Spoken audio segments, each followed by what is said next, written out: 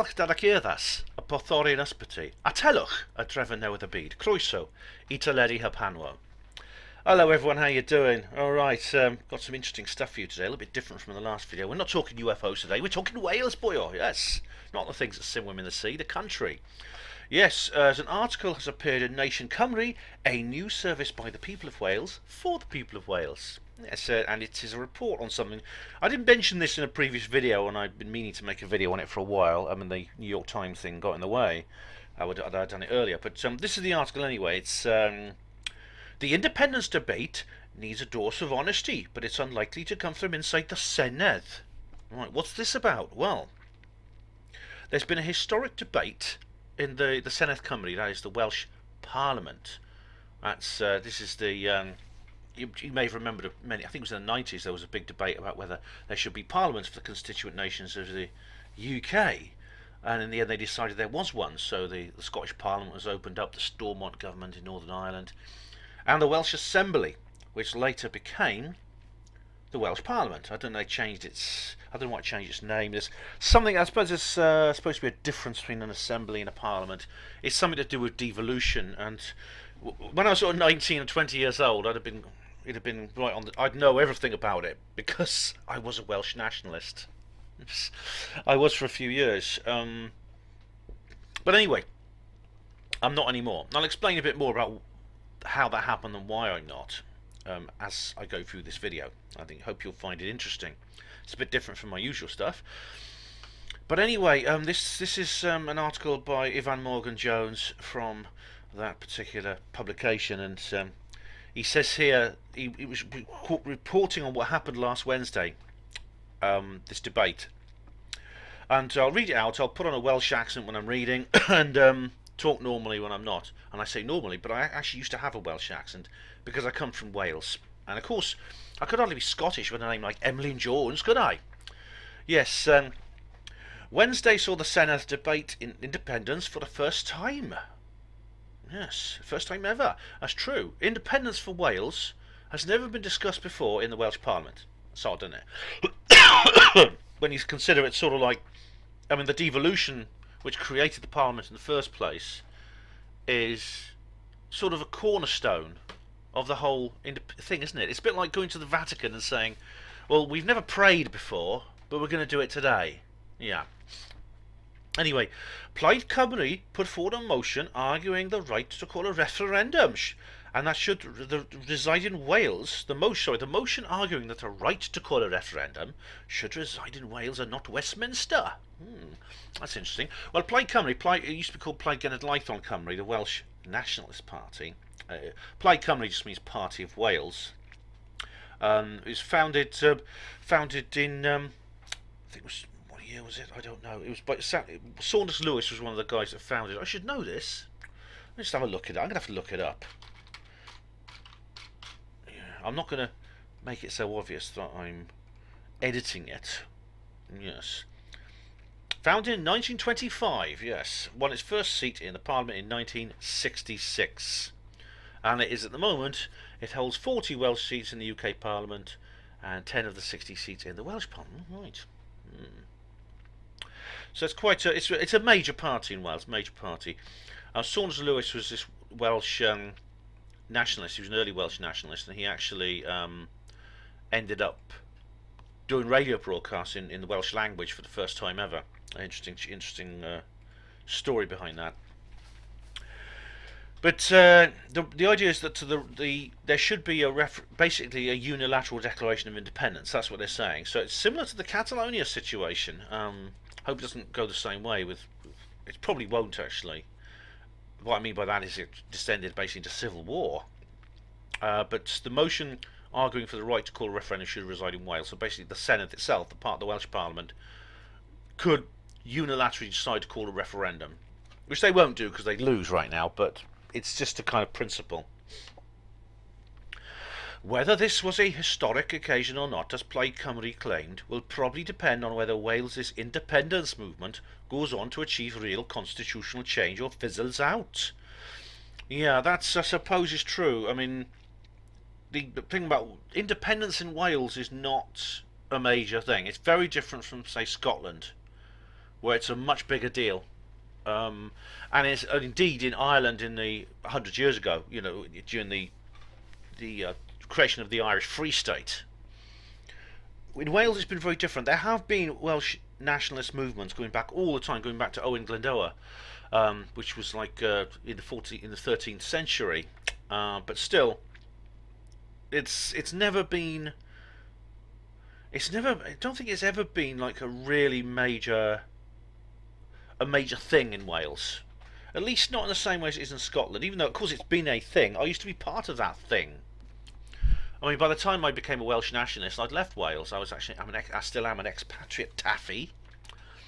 But I really went to town on it. I started putting up a Welsh flag. I mean, I still support Wales in the sports and things. I've always supported Wales in sports. I've always had an awareness that I'm a Welshman. But when I became a Welsh nationalist, I went a bit. I went over the top at one point. I got on my family's nerves quite a bit. I started relearning Welsh and started talking to them in Welsh, and they couldn't understand me. I did actually speak Welsh as a child, because even though my parents couldn't speak it, my uncle and his family all speak it. They still do. But anyway, I'll come to. I'm sort of getting ahead of myself here. We're talking about popularity of independence in Wales. I mean, do you remember that one of the funny things was when I was dealing with the Pentyrch incident? There was a fuss about the fear of militant Welsh nationalists, and that was kind of an excuse used to deal with. And I said, "What? You mean what? Leanne Wood? She's the former leader of Plaid Cymru. Who's the leader of Plaid Cymru now? Hang on, let's have a look. Leader of Plaid Cymru. Currently it's Adam Price. Oh yes, leader of Plaid Cymru since 2018. Sat in the Welsh Parliament for Carmarthen East Dundoniffer. Oh right. Okay, so I've not. I should have caught up with these things, but I just haven't. So I'll carry on. Plaid Cymru, of course, never expected to actually win the vote. It's actually to win the vote. Goodness grief! Just because you're Welsh doesn't mean you can't speak English properly. So these grammatical errors really bother me. They never used to, but they do now, honestly. To boldly go where no man's gone before. Which went 9-43 against them. Alright, so that's interesting. So Plaid Cymru lost the vote. I mean, the thing is, they've only got their 10% of the Assembly, the Parliament. The Senedd. But they still lost quite considerably. So even the decision of whether there should be an independence referendum in Wales was voted down by the Welsh Parliament. There may only be 25% support for independence, although that is growing in Wales at the moment. But that's more than 20% of the vote Plaid Cymru got at the 2016 Assembly election. Yeah, I'm interested. I am intrigued actually that it is 25%. Because it used to be much less. I mean, like just a few years ago, it was. Let me just look it up.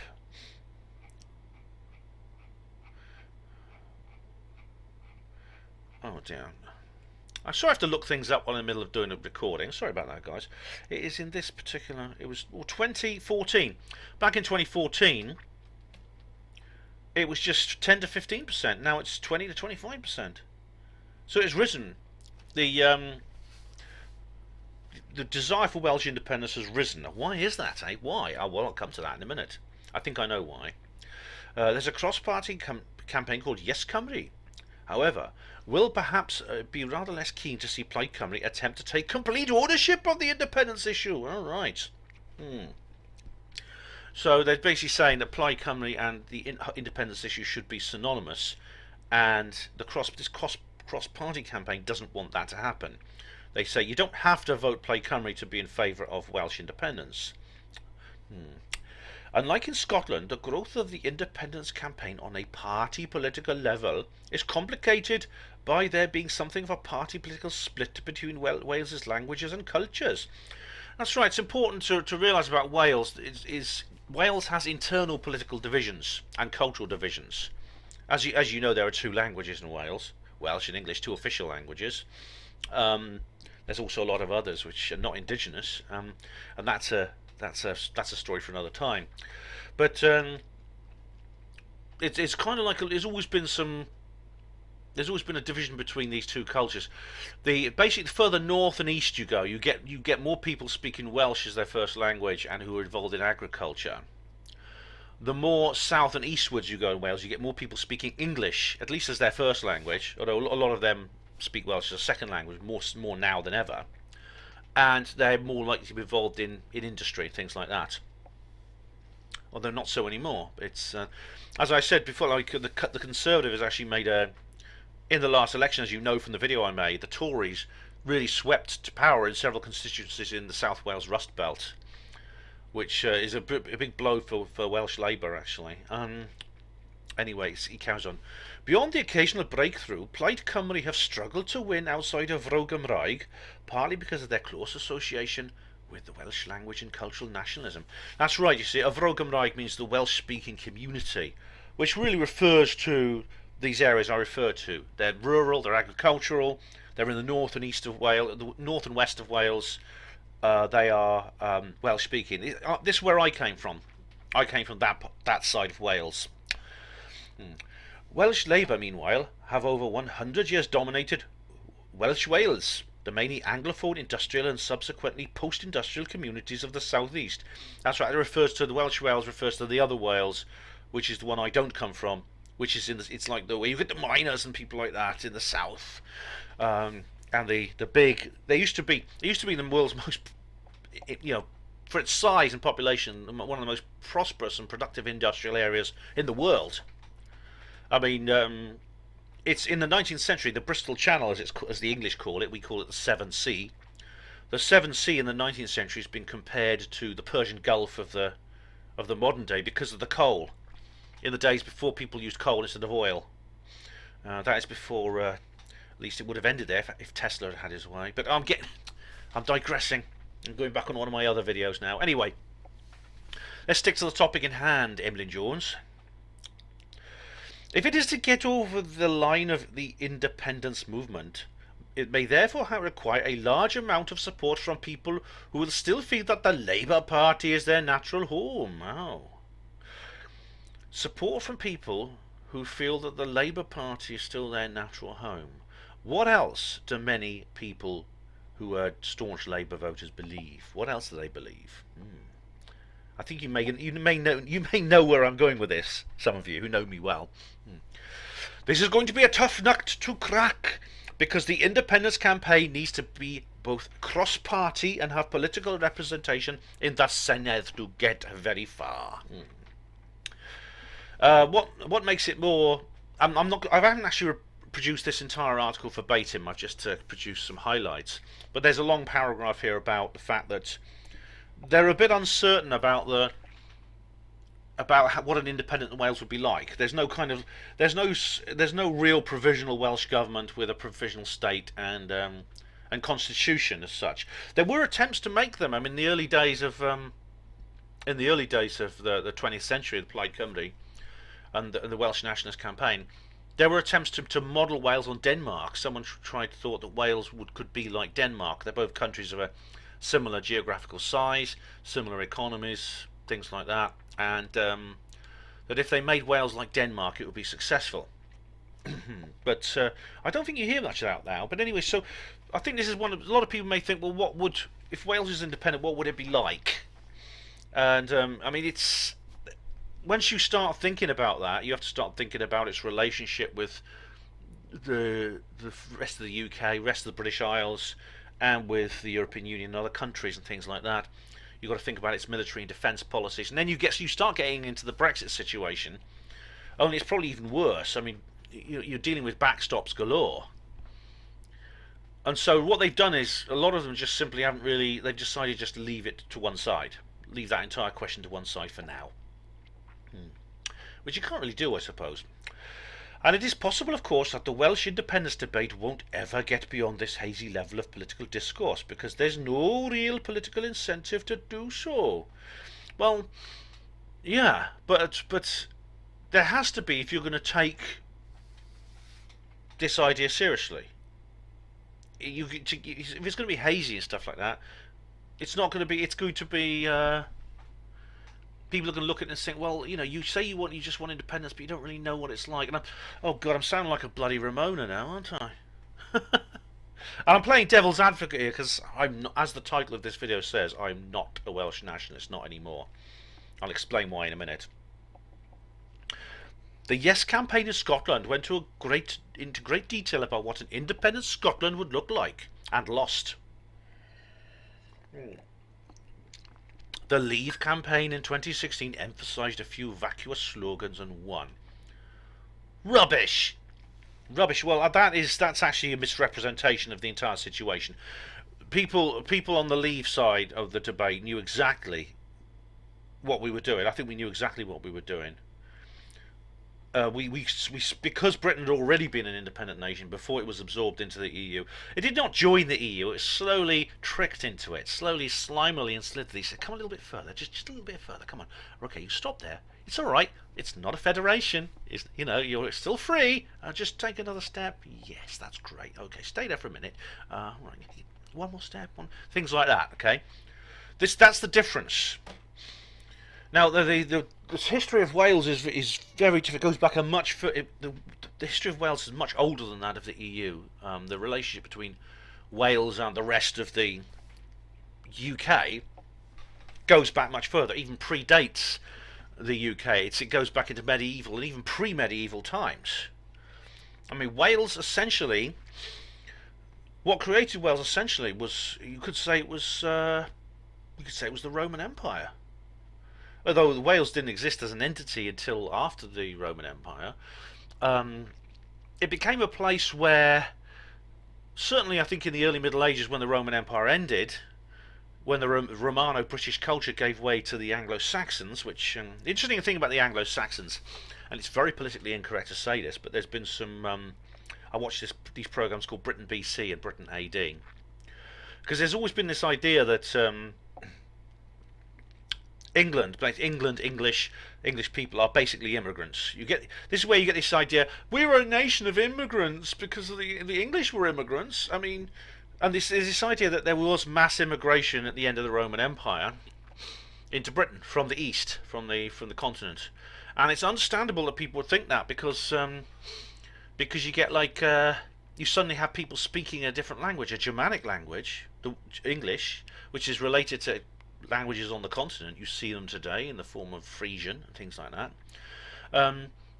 You also get people wearing different clothing. They have different religions and cultures. They build different types of houses, and that's what you would see in a situation of mass immigration or invasion from the east. You would see that. That's exactly what you would see. And there was conflicts with things. It was complicated even more by invasion from the west, from Ireland, apparently. If you ever see the story Tristan and Isolde, it's set in that time, that confusing time, in the sort of 4th, 5th century, beginning of the Middle Ages. But the thing about Britain AD and Britain BC said, this idea about mass immigration, English were essentially immigrants from about 1500 years ago. That theory came about before it's possible to test the DNA in graves. They tested the DNA in graves and found that, for example, in Sutton Hoo, the graves in Sutton Hoo, this classic early Anglo-Saxon community in Sussex, they found that there were only 4 people in the entire community that had actually come from the continent, and there was a man and a woman, a husband and wife, and 2 children, which were their children, and they'd come from the continent. And from the state of their graves, it was obvious that they were slaves. They were a slave family who served the rest of the community. All the rest of the community their DNA was indigenous, completely indigenous, exactly like the people in the far west of Wales or the far north of Scotland. They were part of that. They had the haplogroup, which indicates that their ancestry was completely based in the British Isles, going back to the people who built Stonehenge. Which means that the Anglo-Saxons were actually not invaders. The Anglo-Saxon phenomenon was a cultural revolution. There's also intriguing evidence from linguistics which indicates that the English language, the very language I'm speaking now, has certain elements which suggest that it was originally a second language spoken by Celtic-speaking people. That is basically the language that existed in Britain in the early Middle Ages and before. Was people spoke Latin a lot because it was Roman rule, but it was basically a Celtic language. It was actually an ancestor of Welsh and Gaelic and Cornish and these other languages. They found out that these people who spoke this language adopted another one. They adopted a Germanic language, one from the continent, which became English. Fascinating program. Britain AD, Britain BC. They're on YouTube if you want to see them. Very interesting indeed. Anyway, I've digressed an awful lot, but that's basically the history of what happened. Is eventually this situation led to conflict, which eventually led to a split of cultures within the British Isles: Scotland, England, Wales. And in Wales and Scotland, they still spoke the Celtic language. That is the Brittonic language, which had existed for at least since the beginning of the first millennium BC, which the language that the Romans found people speaking when they arrived, and that is a language that still exists today in the form of Welsh and Gaelic. But basically, as you say, the further west and north you go, it's almost a bit like Wales itself. The more you get like those kinds of cultures, and the further east and south you go, you get the more Anglo-Saxon. Like I said, eventually these cultural differences solidified into political differences, which resulted in national borders and the creation of new countries. These then became united through a series of, quite recently actually. You've really got to go back. You've got to go back to the middle of the last millennium really to get any serious. There was the Act of Union with Scotland, and the Act of Union with. Firstly, it was the Act of Union 1582, I think it was. Henry VIII was the Act of Union with Wales. It's known as a fake Act of Union in Wales because they said it wasn't real. But then there was the Act of Union in Scotland 1805, and there you have modern Britain, this trio of nations. And of course Ireland was dominated, from the Norman times it was dominated from Britain. But then in the 20th century they broke away, they became independent. But Ireland was partitioned between Northern Ireland and the Irish Republic, the Irish Free State that became the Irish Republic. And then of course it all gets swept clean because then the EU takes over, but I'm getting ahead of myself again. Anyway, but basically that's the history of it all. But they've completely misrepresented the Brexit situation, I think, here. With this phrase, the Leave campaign in 2016 emphasised a few vacuous slogans. And one. Vacuous slogans, that's what they said, is it? That's what they call us, you see. Why don't you call us what? Come on. I mean, why doesn't this article just call us white van drivers and be done with it? Do a Polly Toynbee. Anyway. Ultimately, it is not the facts that will decide a Welsh independence referendum, but the emotion.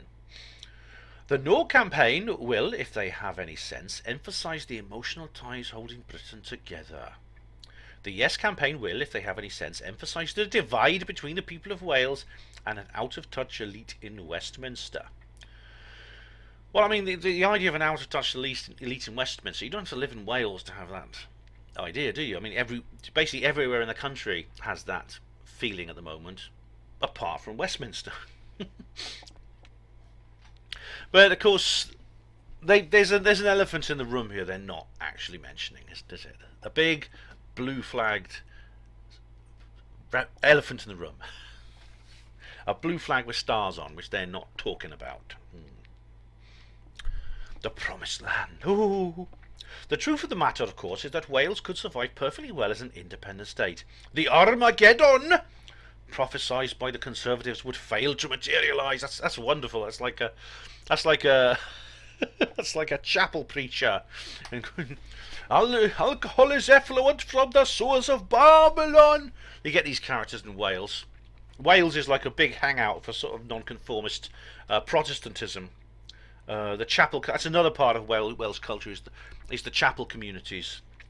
Like this, Wales is, religiously diverse, but it's traditionally is a hangout for these Methodists and Baptists and Calvinists and people like that. And of course, neither would it be a land of milk and honey promised by Plaid Cymru. It's perfectly possible that Welsh independence would make Wales richer in the long run. A small nation that can chart its own economic course can't react more swiftly to global economic changes. Or can react more swiftly to global economic changes. Yeah, but a small nation that can chart its own economic course. But that's not what they're talking about, are they? They're not talking about a nation that can chart its own economic course. And you know where I'm going with this, can't you? You can guess where I'm going with this. People point to Ireland as the other small nation state, but of course they have been independent for a long time and suffered plenty of economic turbulence along the way. Yes, indeed, and most of it's been since they joined the blue flag dictator. You know where I'm going with this now. Certainly, surely you must have guessed where I'm going to go with this. But the main argument for Welsh independence should not be that it would make Wales hugely richer, but it would make our government more responsive to the needs of the people of Wales, and therefore it could better use what wealth we do produce in order to ensure that as many people as possible in Wales lead happy and fulfilling lives. Well, you can't disagree with that, can you? Utopia!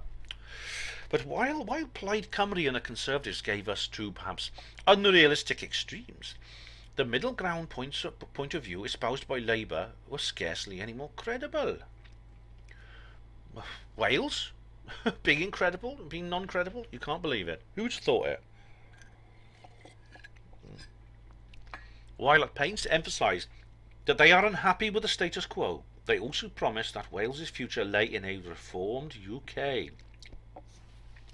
Yeah, and as it was when the Remainers promised a reformed EU before 2016 referendum, such vague promises are really just signs that politicians are essentially happy with the status quo but need to promise something, however indistinct, to keep the voters on board.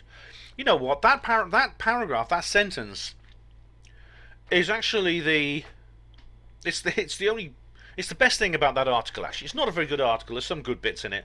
But that's the best bit, definitely, because that is exactly it, isn't it? The Remainers said, essentially, the same thing, actually, that Westminster said to Scotland before the independence referendum in 2014. They tried to bribe them. They had maximum devolution. Devo Max, they called it. They say, we'll give you this if you promise to stick with us, if you vote no. And Lorraine said, look, we can reform the EU. We don't have to abandon it. We can reform it. Reforming the UK has become a get-out clause for those who can't really defend the status quo but don't want to commit to independence. Yeah, exactly. That's true. Whether you're talking about UK or you're talking about the EU, it's exactly the same. As a researcher of the 19th century Welsh press, one of the most dispiriting things about reading newspapers and magazines from that era is how little the debate about reforming the UK has moved on. How little the debate has moved on. Yeah. People like Lloyd George, and even reformers even earlier in the 19th century, were having the same debates about abolishing the House of Lords and the advantages of a federal UK as we are today. Yeah. Well, David Lloyd George was a one-worlder. He was the man who came up with the League of Nations.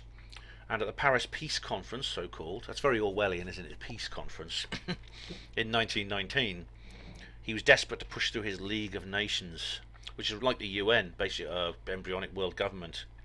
This was just after the entire continent had been devastated by 4.5 years of the most devastating war in history, and everyone was the economy was in ruins, and everyone was just so exhausted and browbeaten.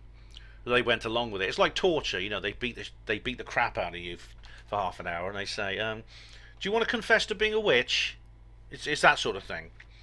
So I think the Paris Peace Conference and the creation of the League of Nations was like that. They basically beat the crap out of people, pulled out their fingernails, and strung them up by their toenails, and then they said, "Do you want to start talking now?" If you're in that situation, you'll just do anything anyone says. Where are we now? Okay. We are in many instances essentially parroting a 150-year-old debate almost word for word. In that time, Westminster has burned down and been rebuilt and is about ready to fall down again. But constitutionally, it has not shifted almost an inch. Well, things have changed though, haven't they? I mean, we're not living in the world of 150 years ago. We don't have a federal European superstate, do we? Do we, Ivan? Come on. Even if Scotland does go independent, any change is likely to be conservative. A retrenchment of the old order into the new, a smaller state. Well, it's not the smaller state that bothers me, it's the bigger one.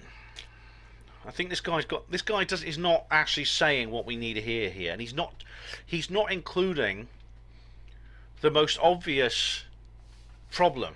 He's skirting round it. This guy, Ivan Morgan Jones. You're skirting round something very obvious. We can all see it, and you're not talking about it. That has been the way of things for hundreds of years too, as parts of the British Empire have periodically fallen or been lopped off. And a part of the European Empire has just been lopped off, hasn't it? And you are in it at the moment. The independence debate needs a dose of honesty. Part of that is supporters admitting independence won't be a utopia. Part of it is its enemies admitting that it could very well work without too much difficulty. But I'll just tell you a bit about myself. Ben Emlyn George. I am from Wales. With a name like that, I'd have to be. I mean, you wouldn't know it to listen to me. You listen to my accent. I don't sound like a Welsh person because I left Wales when I was 8 years old. But as I said, several times in my life, especially like in my late teens, it was just after I came out of my trade unionist phase. Actually, I became quite keen on Welsh nationalism, and I got back in touch with my uncle. I started learning to speak Welsh again, which is I could speak as a small child when I was in Lampeter. Lampeter is where I come from. Lampeter, if you find it on the map, it's a very small town actually in what used to be Dyfed, then it was Ceredigion. I don't know what it's called now. They keep shifting the counties in Wales. Funnily enough, I know someone on Facebook who lives there. It's someone I'm quite close to in internet relationships. Someone who actually lives there. She's an archaeologist, interestingly. The thing about Lampeter, it's very different from most areas in what you call inner Wales. That's a rural Welsh-speaking part of Wales, because it has a university. It has St David's College, which is part of the University of Wales. But it's like a little village. It probably has a population of about 3,000, which makes it probably the smallest university town in the world. It's basically the college there, and there's like the village, the town around it. But the college has an enormous influence on the actual town. The town itself of Lampeter is actually very cosmopolitan for a town of that region, of that part of Wales. It's people come from all over the world, so that's basically to work and study in that college. But I was born there, grew up there, 8 years old. My family pack up, moved to Oxford. My mother never fitted in there because she's a Dutch woman. She was a Dutch woman. And my dad was never from that area either. He was actually, even though he was actually born in England. He was born in Bristol. He was actually born into a Bristol Welsh community. There are actually there's a big community of like Welsh people in Bristol. It's weird because Bristol, of course, is in England, but it's a city. It's just inside the English border, and as a result, it is influenced by Wales, and some of its people there are from Wales, and he was born into that kind of community. So he doesn't really consider himself Welsh at all. And the people there, although they from Wales, they don't they're not really big on it. Some of them have Welsh accents, a couple of them speak Welsh, perhaps. Most of them are just people from Bristol, you know. But this was, I think, was a point where I was exploring politics at that time. I was going through various political phases because I've been a pretty apolitical child and teenager, and I had. Also, I was also a very unhappy teenager. I was a very disturbed teenager mentally and child, and I sort of came out of my teenage years. So when I was like about 19, I was sort of in a recovery phase from that as well. So I was still getting my thoughts organised and things like that. Oddly enough, my first novel is called Evan's Land, and you can't get it anymore. Well, you can, but it's out of print. I actually just removed the audio book because from YouTube, you might have noticed. I don't know. I did put an audiobook up here on my channel, but I've just got rid of it. Funnily enough, I made the decision after I'd read this article. But I think it's very substandard. I just don't like it. I think it's a bad book. I was very proud of it at the time, but I look back now and I feel embarrassed by it. If you're into if you want to read my literature, read the Roswell trilogy, because those are my recent books. Read them. I think my early phase is actually not that good. I mean, maybe lots of writers feel that way, but my early phase is pretty bad, actually. So I really disown that book. I really do. My second novel, Rockall, is actually not bad. That's free on Ben's Bookcase if you want to read it. The second edition is free, and it's much better than the first edition. But I became very into. I mean, I've always been a kind of open-minded and sort of forward-looking person. I've always been what was it Robert Townsend Wilson calls a neophile. I've always enjoyed new things and new ideas. I've always been a very adventurous person, and so I got into Welsh nationalism. It's sort of, again, it was like my trade unionist phase. I went through it in a couple of years and came out of it. But I started learning Welsh again, and I learned pretty well again. Once again, I became quite fluent. I'm pretty rusty at the moment, actually. I am pretty rusty when it comes to the Welsh because I don't use it. I don't use it at all. It's a case of a language. Learning it is not enough. You have to lose it. You have to use it or lose it.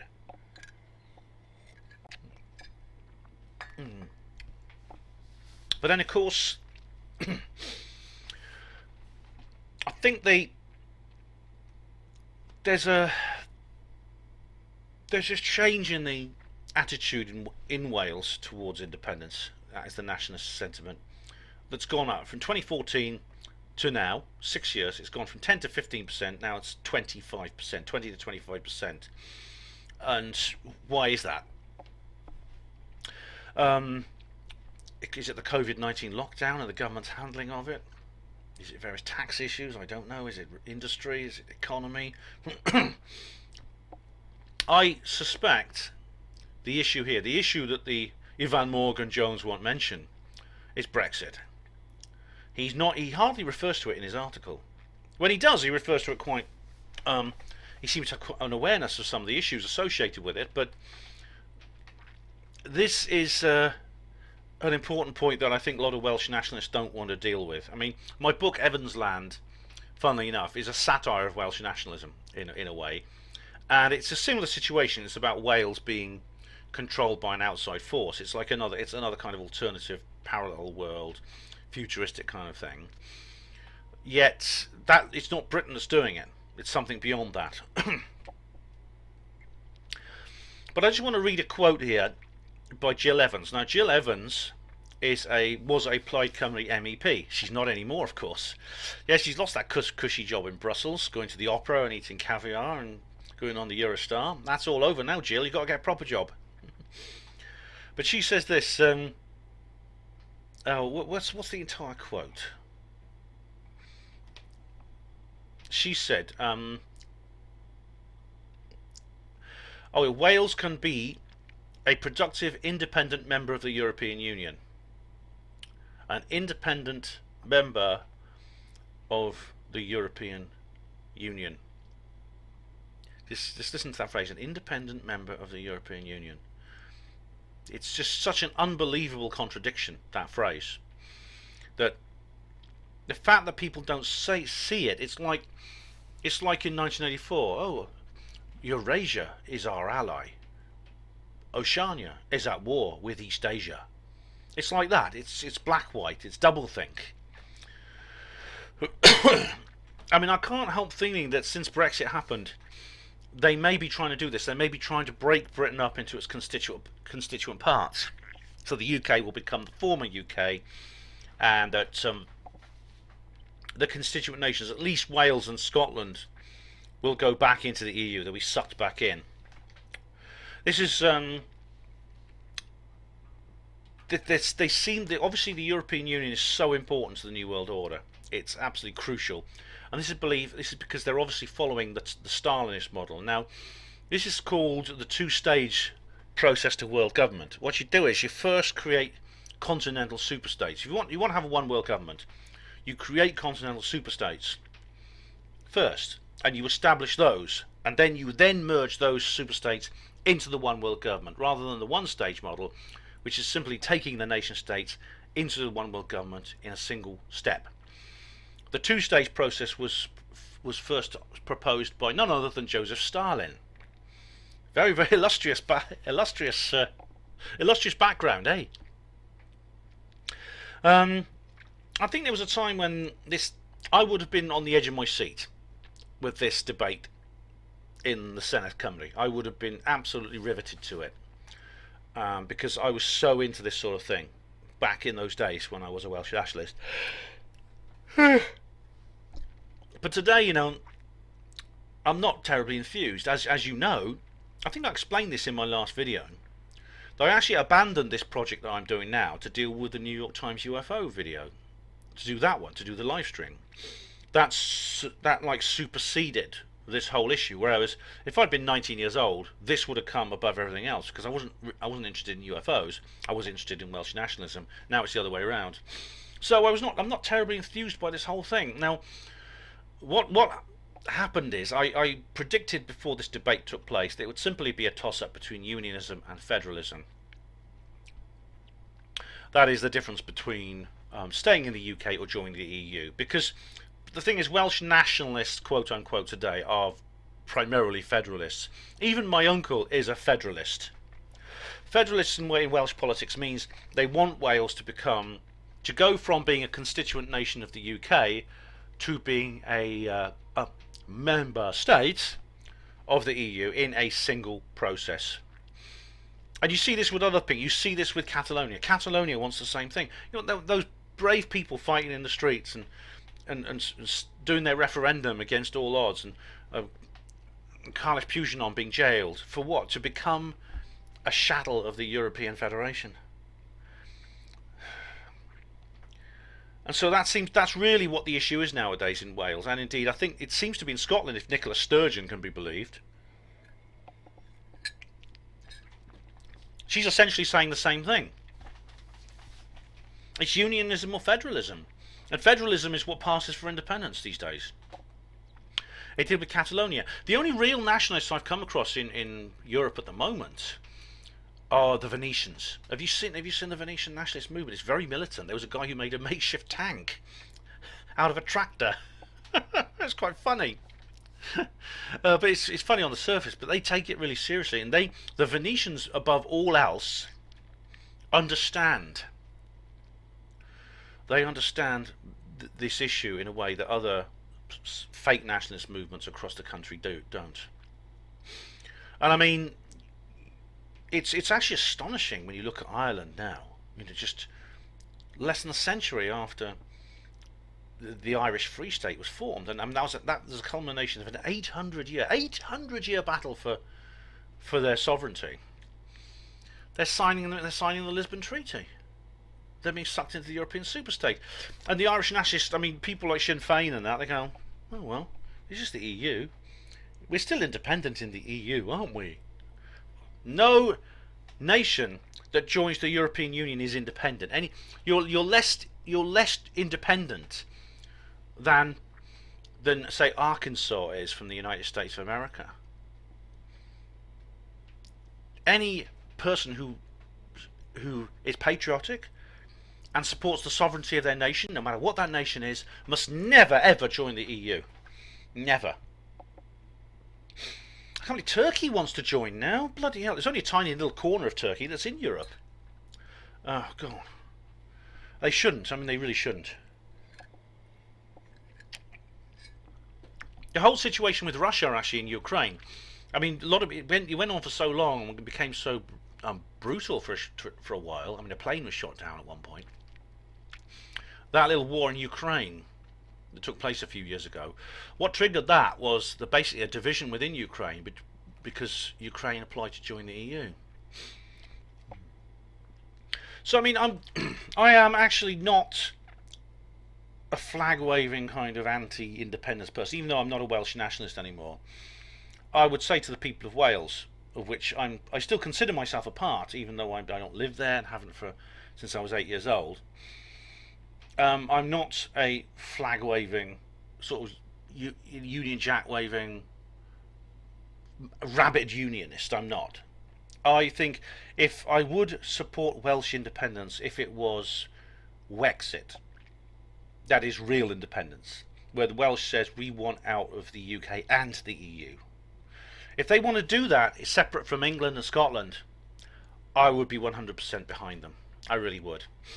But that seems to be almost unthinkable or unthought of in Wales. I mean, Wales generally voted Remain. If you know, called the national as a national average, they voted Remain. So the fact that doesn't seem to be any acceptance or awareness of that issue, Wexit, as we see from that article in Nation Cymru, because of that lack of awareness, I would recommend that to people in Wales, you stick with us for the time. You stick with Boris's Britain for now, just for the time being. In this particular cycle of history, you're not ready for independence because you don't want independence. How many of those 25% of people who in opinion polls supported Welsh independence mean that? Do they mean Wexit, or they just mean Britain?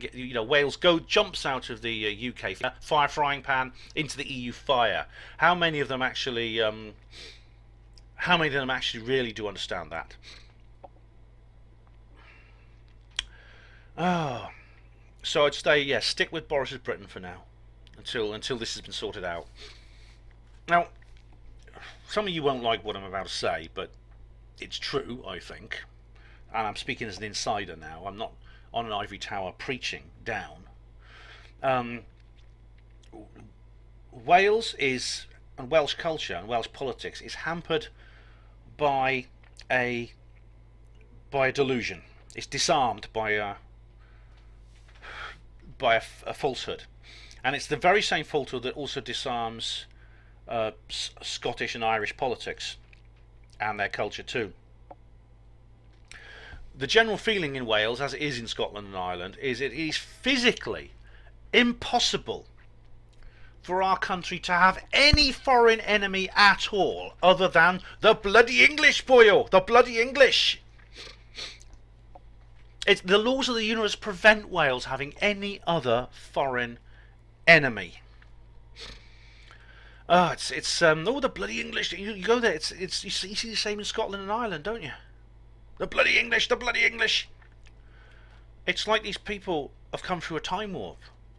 That is so false, and it's such a dangerous idea because, as I said, it leaves you with your defences down against any other foreign invader. So we got to stop living in the past now, because we're going to be trampled underfoot by a very modern oppressor. And there's another thing about Wales. I think this comes out in Evans Land as well, and is that we seem to have made a sort of fetish out of our own victimhood, our sense of being oppressed. It's like when people go about the bloody English, or they treat you so bad. It's almost like, and the way people in Wales go on about that so much, it's almost become like a part of our. It's almost become part of our national identity, and in a strange way, it's become part of our. It's actually become part of our self-esteem. It's like our sense of oppression and occupation and being downtrodden and things like that has become what it means to be Welsh. I mean, you see, that's going to be controversial, isn't it? You can see the same thing with feminists, you know. It's like this sense of being hard done by is who we are. And and when you take that away from people, it forces them to think, hang on a minute, we don't have that impression anymore. Now who are we?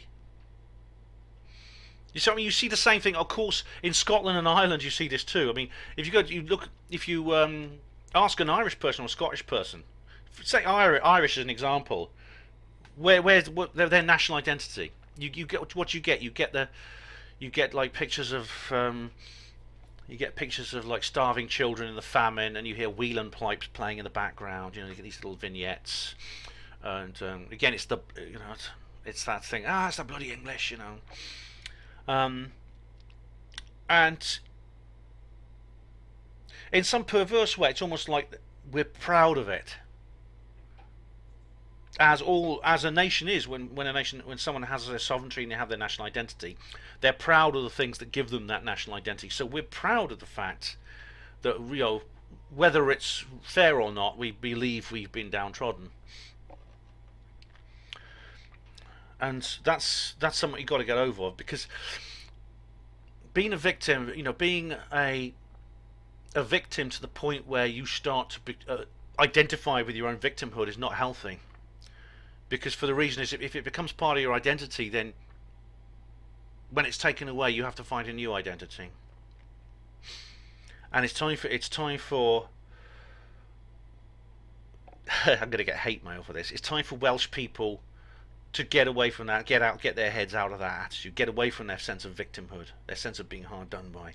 Okay, because we are facing an enemy, which is, and then the bloody English, right? The bloody English are facing the same enemy. The bloody English, as you call them, are also occupied.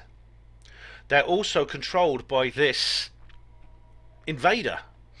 And the invader is not a nation, it's not a people, it's not a race, it's not a culture. It is the Illuminati, the New World Order. And its embryonic states, the continental superstates in the Stalinist model, as I've explained, the European Union. When you say, all right, we're free, we're independent, we're free of Britain now, the bloody English are out of our hair now.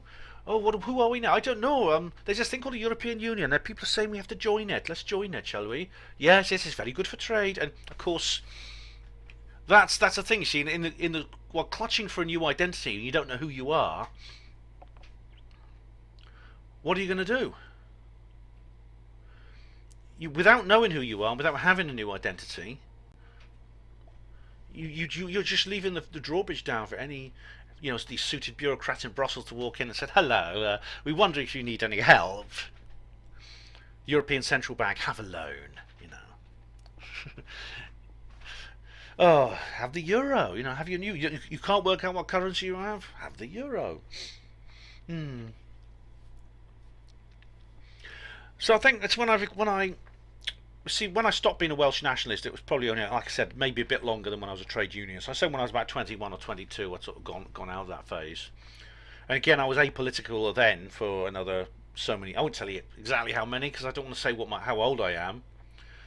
And then eventually, I became the tinfoil hat wearing, stentorian nutter you see sitting before you today. That's my life story.